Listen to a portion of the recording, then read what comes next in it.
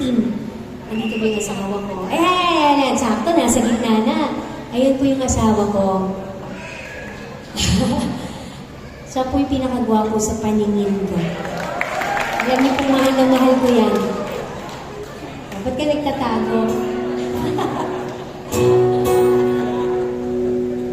Ayun po, wala akong pasasalamat. So, ready na ba kayo mag-celebrate?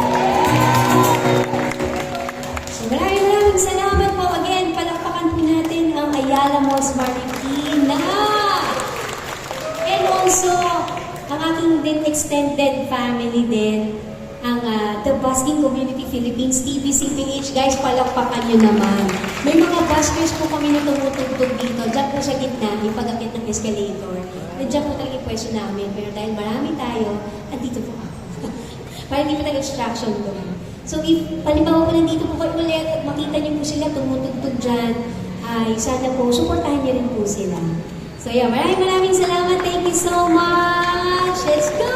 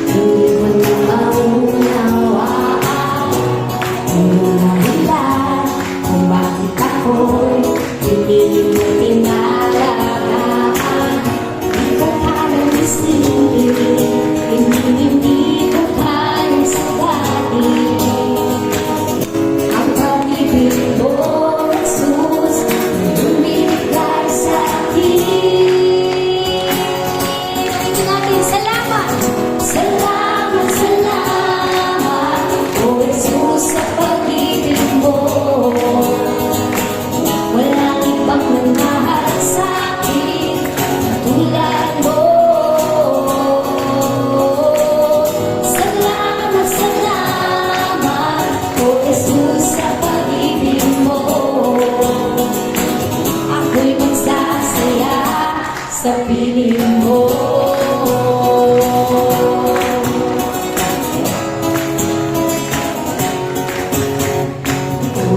Kung pagsubok man o kalimitan, ako ay may lalapitan.